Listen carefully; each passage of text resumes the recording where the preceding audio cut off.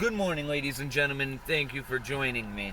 And I have a very interesting story for you this morning, and I want you to pay attention because it's paramount to understanding where and how our history was diverted from us. Now, the preponderance of evidence that you and I have gone over tells us clearly that all the way back in even the 1400s, that the Chinese were using ships that had Tesla coils on them. You can see these drawn out in illustration. There's no sails at all, which makes us believe that even back then they were using a wireless technology. Now, at some point in time, that technology was destroyed and erased from history, except for one occurrence in modern society, in modern history, except one. And we can go back and look at this guy as a historical figure, and sadly viewed as infamous for the most part. However, very little is known about him. Now, I want to give you an analogy before we get into this story. This story is analogous to me walking in, just me right now, without any prior credentials, right? Let's say I walk in to the world's top of the line quantum computer researching facility, right? And I get a hold of the project manager and I tell him, I want to work for you. And let's say he takes me seriously for a moment. He asks me a few questions that the average person wouldn't know, and I answer off the top of my head like I'm a freaking genius, right? We go more in depth to stuff that only he himself would know based on the research he's done. And I know the answers to that stuff, right? Now, this guy has to be thinking to himself, how in a field that is so specialized and doesn't have an education system behind it, how does this person have this information? And at that point, he's not in any chance going to let me walk out that front door without him offering me a job, because I'm direct competition in his eyes, right? So why not use me to develop his product? Now, let's say 5 years down the road, I learned so much from this person based on the knowledge I already had, and I compile it all together, and I come up with a way to reverse engineer his model and turn it into something completely different, but still accomplishing the same task of quantum computing.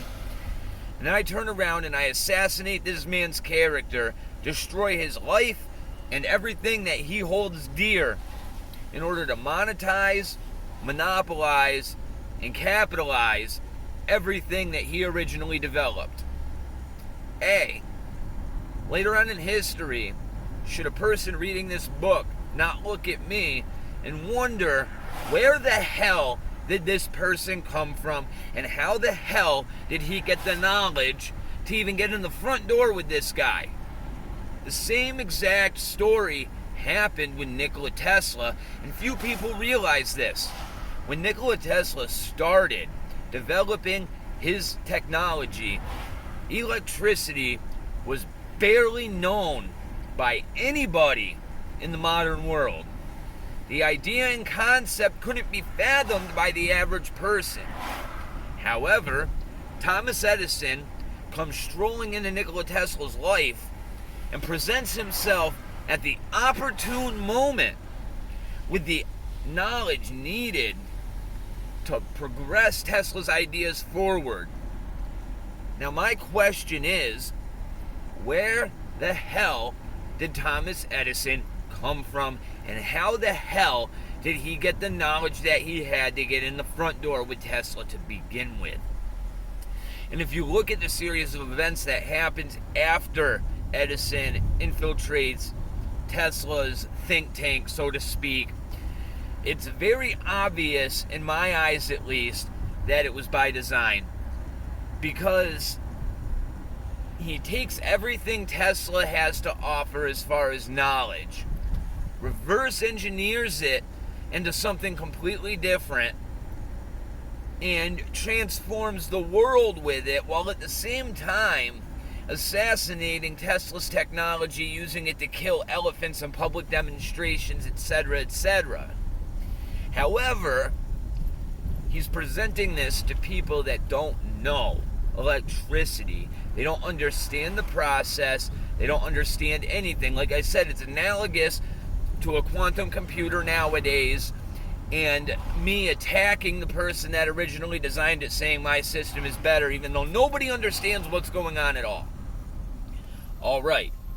What's interesting is, if you look at the funding and the backing that Edison got in order to destroy Tesla's idea of electricity, this wireless electricity that you cannot monetize because there's no way to meter the current coming into somebody's house.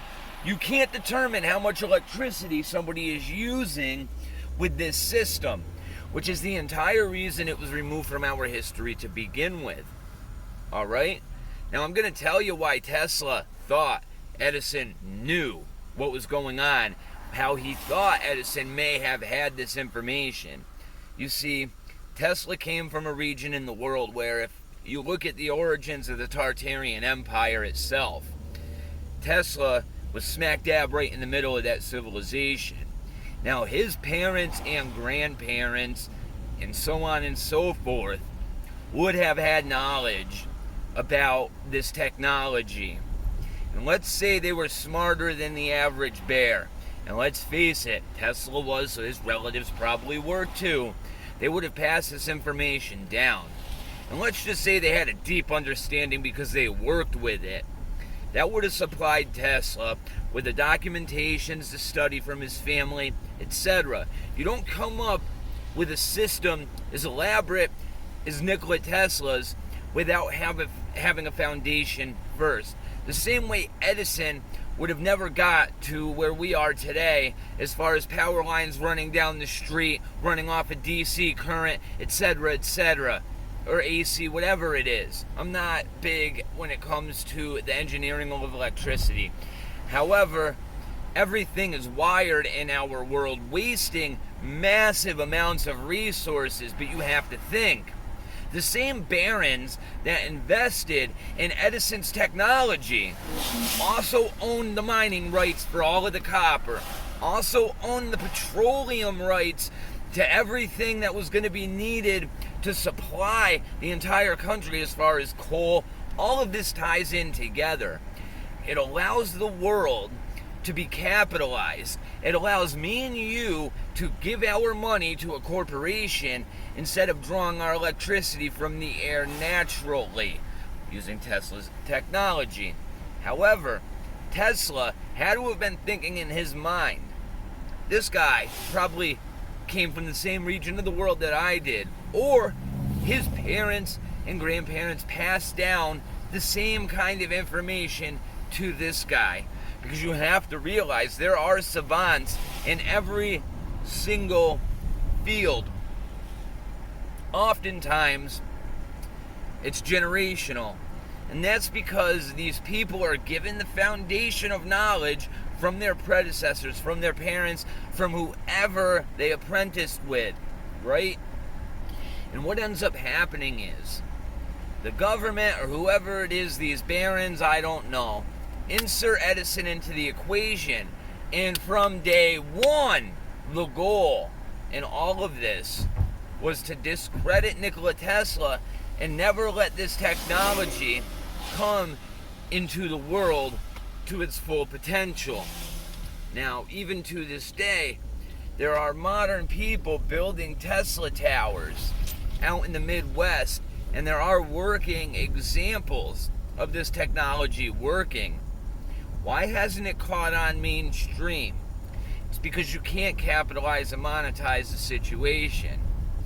Now, what's very interesting in this whole equation is, after Edison decided that he was going to turn around and go to war with Nikola Tesla, all of Tesla's support fell out of the wayside. Just all dropped. All of his funding, all of his grants from the government, everything. So what happened is an entire event, an entire set of events were put in motion in order to stop the resurgence of this technology. And because the population was ignorant to the point where they didn't know what was going on, they actually ended up choosing not only the less safe method of distributing this electricity, they also chose the one that would enslave them. And this has happened over and over and over again throughout history. That's no coincidence either. This model that they used with inserting Edison into the equation is the same thing that took place in the petroleum industry, is the same thing that took place in the computer industry, is the same thing that took place in the automotive industry, etc., etc. So just open your eyes and realize that not only did it happen with Nikola Tesla, it's happening as we speak. There's somebody analogous to me that has walked themselves into a laboratory that they have no business being in and gotten themselves a job because they know something that they shouldn't know without credentials, just like Edison. These people are an anomaly that pop up over and over and over again. No coincidence, my friends. Have a wonderful day.